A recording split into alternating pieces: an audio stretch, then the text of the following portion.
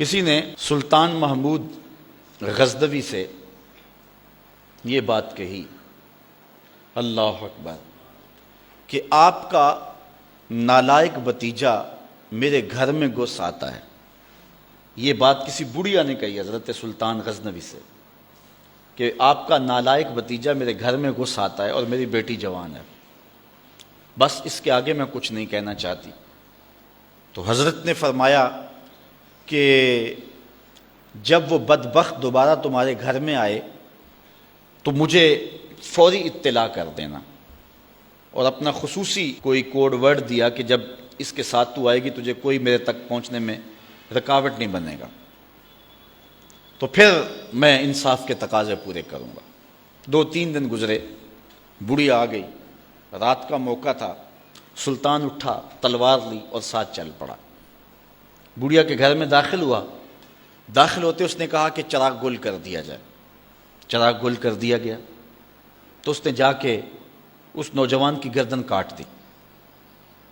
پھر اس کے بعد اس نے کہا کہ مجھے پانی دیا جائے۔ اس نے پانی کا کٹورا دیا، اس نے پانی پیا، پھر کہا اب چراغ جلا دو۔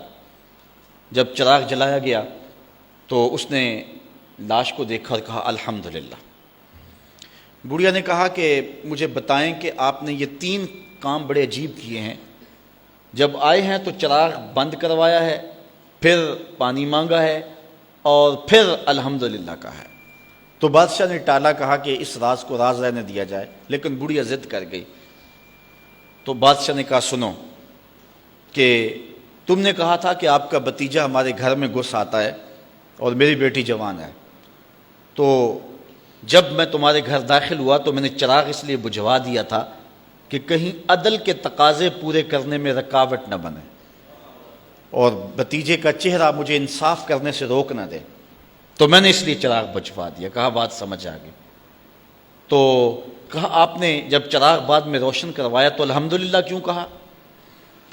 کہا کہ میں اس دن سے پریشان تھا کہ میرا خون اتنا گندا ہو گیا کہ بادشاہ کا بھتیجا ہو کے ایک بڑھیا کے گھر میں جا کے یوں زیادتی اور ظلم کرتا ہے، لیکن جب چراغ جلا روشن ہوا تو وہ میرا بھتیجا نہیں تھا، وہ کوئی اور تھا، صرف ہمارا نام استعمال کرتا ہے۔ تو میں نے کہا الحمدللہ، یا اللہ تیرا شکر ہے کہ میری نسل اتنی گندی نہیں ہوئی ہے۔ تو کہا آپ نے پھر فوری پانی منگوایا اور پیا۔ بادشاہ نے کہا بڑھیا یہ راز رہنے دو، یہ نہ پوچھو۔ بڑھیا ضد کر گئی کہ نہیں مجھے یہ بھی بتاؤ۔ تو کہا بڑھیا پھر سن، جس دن سے تو نے بتایا تھا کہ آپ کا بھتیجا میرے گھر میں گھس آتا ہے، اس دن سے نہ میں نے پانی پیا تھا نہ کھانا کھایا تھا۔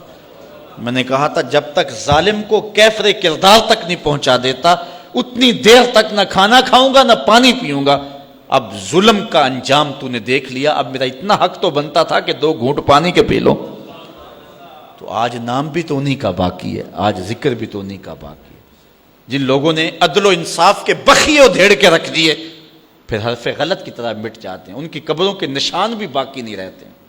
دنیا کے اوپر کتنے لوگ تھے، رضا شاہ پہلوی دیکھ لیں، ایران کا شہنشاہ ایران دیکھ لیں، کہ پھر بعد میں دیکھیے کہ ان کو قبر کے لیے جگہ نہیں مل رہی ہے۔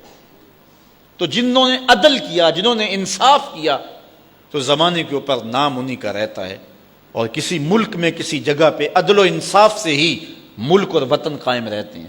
الملک یدوم بالکفر ولا یدوم بالظلم، ملک کفر سے تو قائم رہ سکتے ہیں لیکن ظلم سے قائم نہیں رہتے۔